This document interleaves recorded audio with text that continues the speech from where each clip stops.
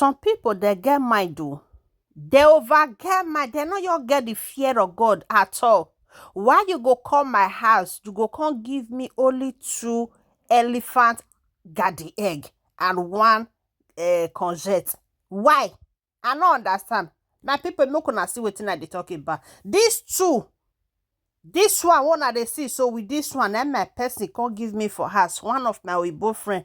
Why she do her? She says she want travel and she no want make the something spoil before she come back. I understand, madam, but why you not enter supermarket go buy journal? You know, say I get children, you can't get mad. Give me only 2 elephant garden egg, be aubergine, waiting that they call them. I know you understand. My people now know say for this my house, anything not they ever they spoil. Now so I enter my kitchen because the thing really fine. The thing if it spoil me myself, I go the vest for myself. You understand? Now I enter kitchen, come wash and come cut and put am for inside this my pot. They come add other things when I get in my kitchen, something like tomatoes and bell pepper. You understand? I can't boil everything together. So this one are the fish when we go use to make the sauce. Now be this one now. We don't already pan boil be cook am anyone. So now our aubergine is ready. Then I go come remove the tomatoes and the bell pepper. Then come blend them for inside my small mixer, be small blender. Anyone will call them. Now know say I like onions very well.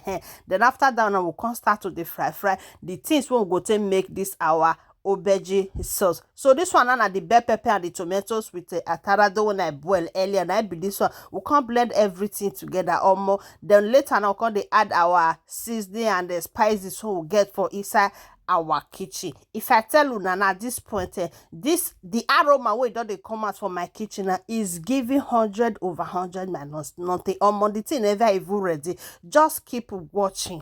Then I can add my salt join as you understand. My people, if you know say you don't watch this video, it means say you dey enjoy that. But you know want follow, you know want like, you know want leave comments. I Jonah Kilo day what's going on. If you not do all those things, how other people go to know say something is going on in my page? Oh yeah, now follow this page as you do. May God highly bless you. And to my returning followers, I say may God bless you all as soon as they support una get. Oh yeah, I'm gonna continue our video as soon as they see, and I don't put everything now. I don't add my egg, my fish, and everything together. Then later now we'll come put that our garden egg last more. The way this thing tastes sweet, at this point, I be one making it, but my children say, no, mommy, please, can we just make rice? Rice will be much better. Now I say, okay, now no wahala.